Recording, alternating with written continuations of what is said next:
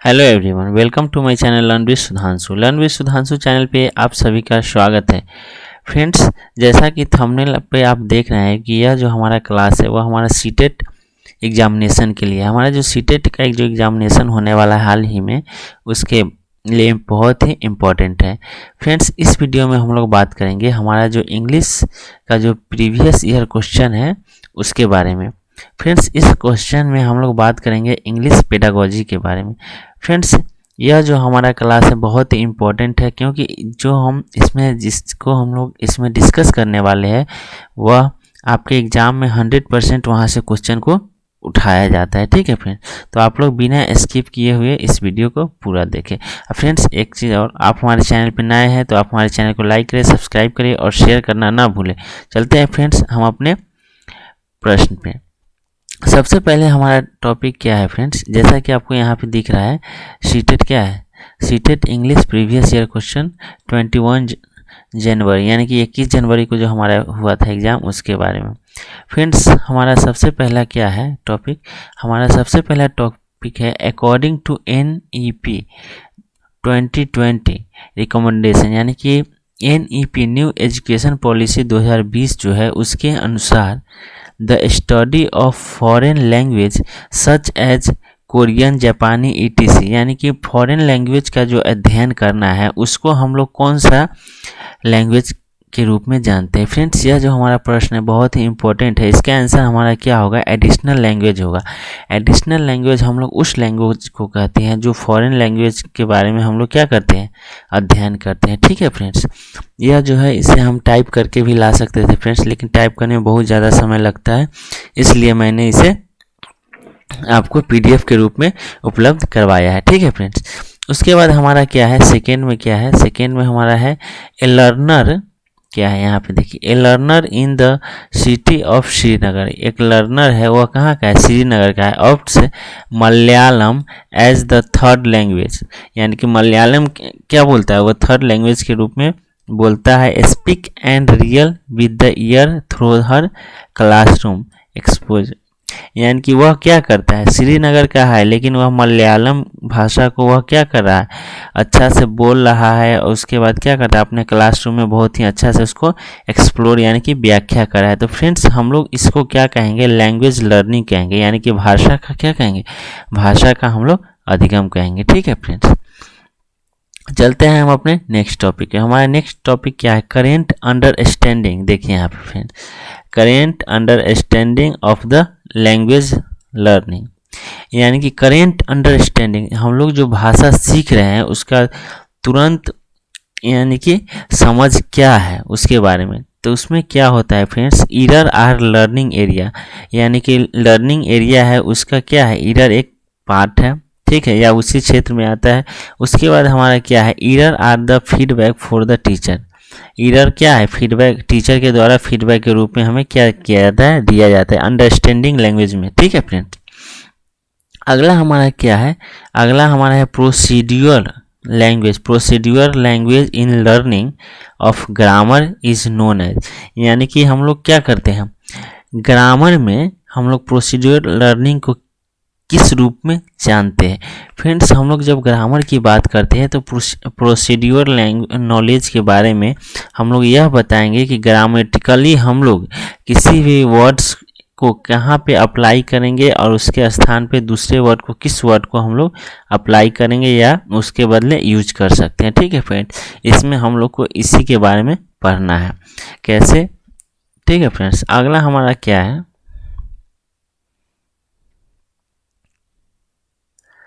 अगला हमारा फ्रेंड्स है क्या, यहाँ पे ए शॉर्ट स्टोरी। शॉर्ट स्टोरी को हम लोग क्या कहते हैं, देखिए फ्रेंड्स, ए शॉर्ट स्टोरी, यहाँ पे जैसा कि आपको दिख रहा होगा, ए शॉर्ट स्टोरी इज ए, यानी कि शॉर्ट स्टोरी क्या है, जब हम किसी भी स्टोरी को छोटा करके लिखते हैं तो उसे हम कौन सा स्टोरी या कौन सा राइटिंग कहते हैं। फ्रेंड्स, हम लोग उसे कौन सा राइटिंग कहते हैं, नैरेटिव राइटिंग कहते हैं। नैरेटिव मीन्स क्या होता है, छोटा ही होता है। ठीक है फ्रेंड्स, मैं आपको बता दूं, जब हम शॉर्ट स्टोरी लिखते हैं तो उसमें हम लोग उसका थीम, उसके कैरेक्टर, इस सभी को क्या करते हैं, छोटे प्रिसाइज करके हम लोग उसको लिखते हैं, लेकिन उसका सारा थीम उसमें होना चाहिए छोटे में ही।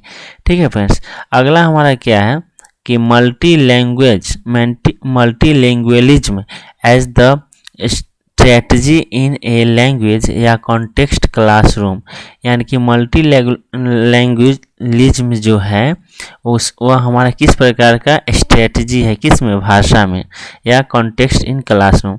फ्रेंड्स, जब हम मल्टी लैंग्वेलिज्म के बारे में जब हम बात करते हैं तो वह हमारा क्या करता है, making use the language of learner to teach learn language and context subject, यानी कि जो हमारा कॉन्टेक्स्ट सब्जेक्ट है उसके बारे में हम लोग क्या करते हैं, अलग अलग प्रकार के भाषाओं में क्या कर सकते हैं, अध्ययन कर सकते हैं, उसके बारे में यहाँ पे बात किया जाता है, बहुभाषावाद जिसको हम लोग बोलते हैं। ठीक है फ्रेंड, अगला हमारा क्या है, learner undergo the various stage of writing,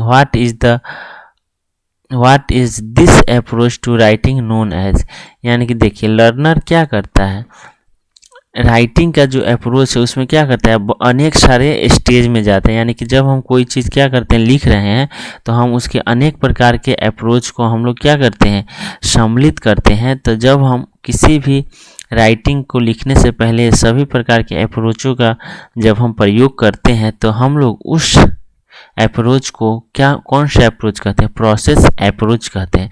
ऐसे भी आप समझ सकते हैं, process approach is that approach in which used all the form of their theme, their character and etc। ठीक है फ्रेंड्स, जैसा कि हमने यहाँ पे क्या किया है, देखिए यहाँ पे receive formative feedback during the process. ठीक है फ्रेंड,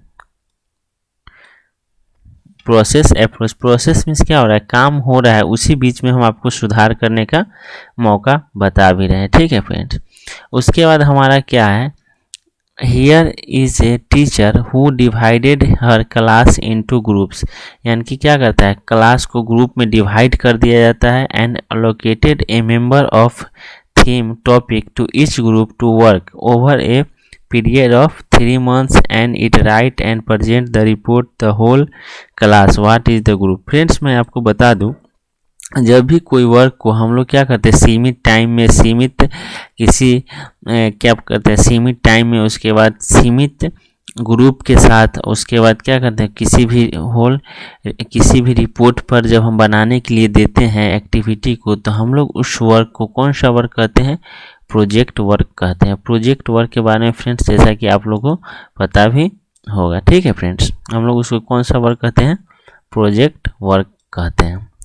उसके बाद क्या बोलते हैं फ्रेंड्स, यह जो हमारा टॉपिक से जितना भी क्वेश्चन, जैसे कि प्रोजेक्ट वर्क हो गया, प्रोसेस अप्रोच हो गया, उसके बाद क्या है हमारा मल्टी लैंग्वेलिज्म हो गया, नैरेटिव राइटिंग है, ये सब जो टॉपिक है आपको यानी कि आपके हर लैंग्वेज पेपर के एग्ज़ाम में आपसे यह पूछा जाएगा, या तो लैंग्वेज पेपर में पूछ सकता है या पेडागोजी में कोई भी सब्जेक्ट में क्या करता है, पूछ सकता है। ठीक है फ्रेंड्स, यह बहुत ही इंपॉर्टेंट है। प्रोसेस अप्रोच हो गया, आप अगर एग्ज़ाम दिए होंगे तो आपको पता होगा। उसके बाद हमारा क्या है, एक्स्ट्रापोलेटिव राइटिंग। फ्रेंड्स, मैं आपको बता दूं, पहले आप समझ लीजिए एक्स्ट्रापोलेटिव राइटिंग होता क्या है। फ्रेंड्स, एक्स्ट्रापोलेटिव राइटिंग में क्या करते हैं, हम लोग किसी भी स्टोरी में अपने आप को रख के उसके आधार पे क्या करते हैं, उसके थीम के बारे में सोचते हैं, उसके बाद उसका प्रिडिक्शन क्या होगा, उसके आने वाले समय में भविष्य क्या होगा, उसके बारे में हम लोग क्या करते हैं, लिखते हैं, लिखित रूप से स्टोरी लिखते हैं। ठीक है फ्रेंड्स, तो हम लोग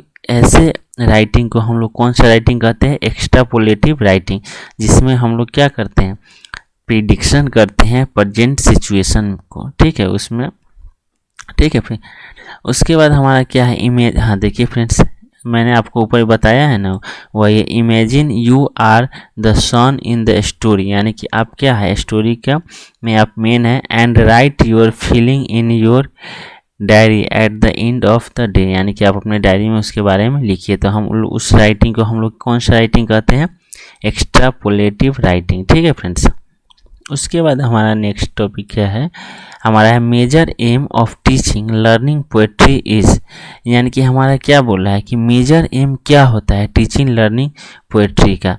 तो हम आपको बता दें कि जब हम लोग पोएट्री पढ़ते हैं तो उसका मेजर एम यानी कि मेन एम यह होता है कि हम लोग इंजॉयमेंट ले एंड एप्रिसिएशन, ठीक है फ्रेंड्स, यही इसका मेन होता है। उसके बाद हमारा क्या है एंगेजमेंट लर्निंग। एंगेजमेंट लर्निंग हम लोग किसे कहते हैं फ्रेंड्स, मैं आपको बता दूं कि engagement learning is that learning in which I used in the cognitive affective social state and process, ठीक है फ्रेंड्स। इसमें हम लोग क्या करते हैं, हम लोग अनेक सारे टॉपिकों को लेकर के हम लोग उसमें क्या करते हैं कम्युनिकेट करते हैं, ठीक है फ्रेंड्स, उस प्रकार से ये हमारा एंगेजमेंट लर्निंग हो गया। उसके बाद क्या है फ्रेंड्स हमारा ऑथेंटिक टेक्स्ट। ऑथेंटिक टेक्स्ट किसे कहते हैं फ्रेंड्स, मैं आपको बता दूं कि ऑथेंटिक टेक्स्ट वह टेक्स्ट होता है जिसे हम लोग ओरिजिनल फॉर्म के रूप में जानते हैं फ्रेंड्स, ठीक है। Authentic text is that text in which use an original of the text from the context, ठीक है फ्रेंड्स, ओरिजिनल टेक्स्ट के रूप में हम लोग जानते हैं। BICS फ्रेंड्स, सबसे पहले तो मैं आपको बता दूं इसका फुल फॉर्म एग्जाम में पूछा गया था पिछले बार सीटेट में, बेसिक इंटरपर्सनल कम्युनिकेशन स्किल, ठीक है फ्रेंड्स। इसमें क्या होता है या हम लोग क्या करते हैं किसी भी टॉपिक वह टॉपिक सोशल हो या कोई भी समाज आदि से रिलेटेड टॉपिक हो जिसमें हम लोग क्या करते हैं इंटरेक्ट करते हैं एक दूसरे से, क्या करते हैं करेंट सिचुएशन पे, ठीक है फ्रेंड्स, या कोई भी सिचुएशन के बारे में बात बताया गया उसमें हम लोग एक दूसरे से क्या करते हैं इंटरेक्ट करते हैं यानी कि बातचीत करते हैं। उसके बाद हमारा क्या है friends language assessment is oriented to.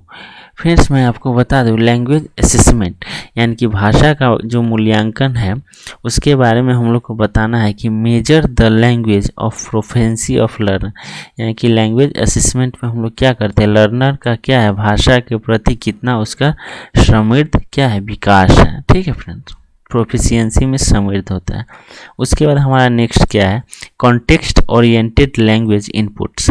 Friends मैं आपको बता दूं कि कॉन्टेक्स्ट ओरिएंटेड लैंग्वेज इनपुट उस इनपुट को कहते हैं जिसमें हम लोग किसी भी स्टोरी या किसी भी थीम को जब हम लोग क्या करते हैं उसे लिखते हैं तो हम लोग उसे क्या करते हैं उसे छोटा करके और उसमें वर्ड का चेंजिंग करके उसे हम छोटा करते हैं, लेकिन उसका जो इन्फॉर्मेशन या थीम होता है वो क्या होता है वही होता है, उसमें हम बदलाव नहीं करते हैं, ठीक है फ्रेंड्स। यह हमारा context oriented language inputs. Friends आज हमारा इतना ही था इस टॉपिक में, धन्यवाद फ्रेंड्स। अगर आप हमारे चैनल पर नए हैं तो आप हमारे चैनल को लाइक करें, सब्सक्राइब करें और फ्रेंड्स ज़्यादा से ज़्यादा शेयर करें ताकि हर एक स्टूडेंट के पास यह नोट्स पहुंच सके। फ्रेंड्स मैं आपको बता दूं यह नोट्स जो है बहुत ही इंपॉर्टेंट है बिकॉज ऑफ इंग्लिश का जो होता है इंग्लिश बहुत सारे स्टूडेंटों का क्या होता है वीक होता है, ठीक है फ्रेंड्स। इस प्रकार आई होप कि यह आप लोगों को बहुत ही हेल्प करेगा। धन्यवाद फ्रेंड्स, मिलते हैं नेक्स्ट वीडियो में, ओके।